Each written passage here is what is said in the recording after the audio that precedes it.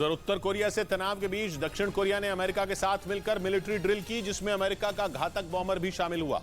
दोनों देश 13 मार्च से फिर सैन्य अभ्यास करेंगे और उससे पहले दोनों देशों की वायुसेना ने अपना दम दिखाया। इस मिलिट्री ड्रिल में दक्षिण कोरिया ने अपने कई फाइटर जेट उतारे। उनके साथ अमेरिका ने भी एक से बढ़कर एक लड़ाकू विमानों की ताकत दिखाई। लेकिन इस सैन्य अभ्यास में अमेरिका ने एक ऐसे बॉम्बर को भी शामिल किया जिसे देखकर उत्तर कोरिया का खून खौल उठा होगा। अमेरिका ने दक्षिण कोरिया के लड़ाकू विमानों के साथ अपने सबसे घातक B-52 बॉम्बर को आसमान में उड़ाया। इस बॉम्बर की रेंज 14,000 किलोमीटर से भी ज्यादा है और इसकी सबसे बड़ी खासियत यह है कि इस बॉम्बर से परमाणु बम भी बरसाए जा सकते हैं। और माना जा रहा है कि अमेरिका ने उत्तर कोरिया को जवाब देने के लिए ही अपने इस खतरनाक बॉम्बर को मिलिट्री ड्रिल में शामिल किया, क्योंकि कुछ दिन पहले ही उत्तर कोरिया के शासक किम जोंग उन ने एक परमाणु मिसाइल के परीक्षण का दावा किया था, जो इस साल उत्तर कोरिया की परमाणु मिसाइल का 7वां परीक्षण था।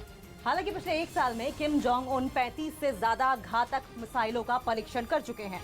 लेकिन उत्तर कोरिया का दावा है कि उसकी नई परमाणु मिसाइल की रेंज अमेरिका तक है, यानी उसने अपने कट्टर दुश्मन दक्षिण कोरिया के साथ अमेरिका को भी चेतावनी दे दी थी, जिसके जवाब में दक्षिण कोरिया और अमेरिका ने उसकी सीमा के नजदीक युद्ध की तैयारी की। इसके बाद ये दोनों देश 13 से 23 मार्च तक एक बार फिर मिलिट्री ड्रिल करेंगे, जिसमें अमेरिका अपनी बैलिस्टिक मिसाइलों और जंगी जहाजों को भी शामिल कर सकता है। जिसका मतलब है कि दक्षिण कोरिया और अमेरिका एक बार फिर उत्तर कोरिया को अपनी ताकत दिखाने के लिए उसकी सीमा के नजदीक जुटेंगे, जिस पर उत्तर कोरिया इतना भड़क गया कि उसने संयुक्त राष्ट्र से इस मिलिट्री ड्रिल पर रोक लगाने की मांग कर दी। उत्तर कोरिया के उप विदेश मंत्री के मुताबिक 13 मार्च से शुरू होने वाला ये सैन्य अभ्यास दक्षिण कोरिया और उत्तर कोरिया के बीच तनाव को खतरनाक स्तर पर ले जाएगा। लेकिन दक्षिण कोरिया के साथ खड़े अमेरिका पर इस धमकी का कोई असर नहीं हुआ। उसने दक्षिण कोरिया में पहली बार अपना AC-130 लड़ाकू विमान तैनात कर दिया, जो आसमान से भयंकर गोलीबारी कर अपने टारगेट को पूरी तरह तबाह कर देने के लिए जाना जाता है।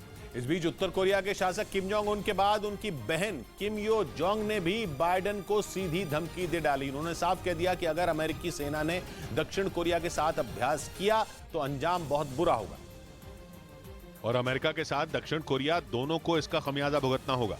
दोनों देशों का सैन्य अभ्यास 13 मार्च से शुरू होकर 23 मार्च तक चलने वाला है। इसी खबर से पहले किम जोंग उन भड़के, उसके बाद उनकी बहन किम यो जोंग ने अमेरिका को धमकी दे दी, क्योंकि एक दिन पहले अमेरिका ने दक्षिण कोरिया के लड़ाकू विमानों के साथ उड़ान भरी थी, जिसमें परमाणु हथियार ले जाने में सक्षम B-52 बॉम्बर भी शामिल थे, जिससे किम यो जोंग बाइडेन पर तमतमा उठी।